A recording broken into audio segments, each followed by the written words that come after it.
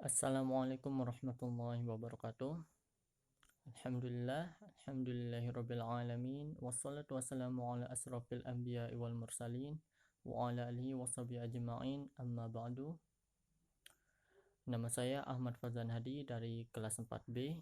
Di sini saya akan mempresentasikan makalah saya yang berjudul Islam Normatif. Pada materi Islam normatif ini saya akan membahas 4 submateri, yaitu yang pertama, definisi Islam normatif, yang kedua, normativitas, yang ketiga, pendekatan normatif, dan yang terakhir, hubungan Islam normatif dengan Islam historis.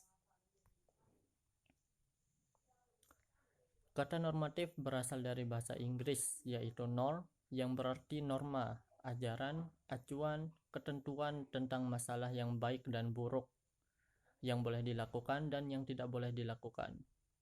Islam berarti berserah diri, patuh, tunduk, dan taat. Dalam Kamus Besar Bahasa Indonesia (KBBI), normatif berarti berpegang teguh pada norma, aturan, dan ketentuan yang berlaku. Kata normatif digunakan untuk memberikan corak atau sifat terhadap ajaran Islam. Islam normatif merupakan Islam pada dimensi yang sakral atau suci.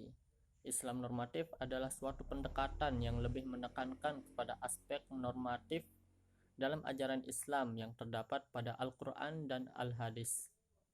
Islam normatif merupakan bentuk tekstual Islam, yaitu pada Al-Quran dan Al-Hadis. Islam memiliki beberapa kajian, diantaranya yaitu teologi atau ilmu yang mengkaji tentang ketuhanan, tafsir atau penjelasan atau pemaknaan, tasawuf, pendekatan diri kepada Tuhan, filsafat, pemikiran, dan fikih atau tata hukum.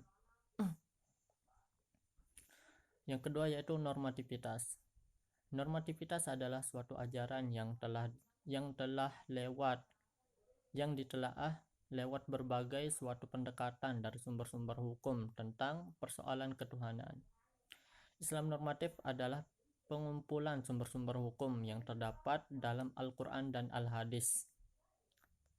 Kebenarannya bersifat mutlak yang murni dari firman Allah Subhanahu wa Ta'ala tanpa ada campur tangan dari manusia.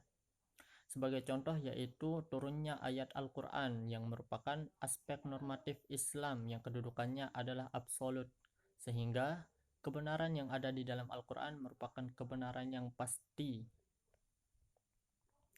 Pendekatan normatif adalah studi Islam yang memandang masalah dari sudut legal formal atau normatifnya.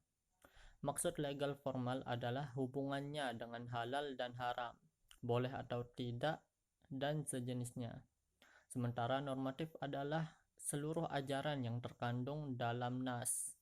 Dengan demikian, pendekatan normatif mempunyai cakupan yang sangat luas, sebab seluruh pendekatan yang digunakan oleh ahli usul fiqh, ahli hukum Islam, ahli tafsir, dan ahli hadis yang berusaha menggali aspek legal formal dan ajaran Islam dari sumbernya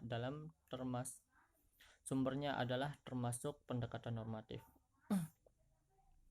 Hubungan Islam normatif dengan Islam historis.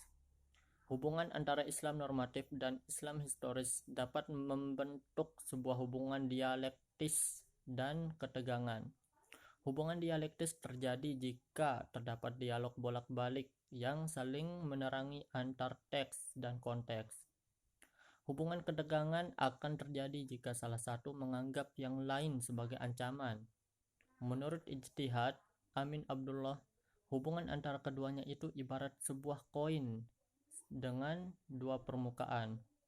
Hubungan di antaranya keduanya tidak dapat dipisahkan, tetapi secara tegas dan jelas dapat dibedakan. Hubungan keduanya tidak berdiri sendiri dan berhadap-hadapan, tetapi keduanya terjalin dan merajut sedemikian rupa sehingga keduanya menyatu dalam satu keutuhan yang kokoh dan kompak.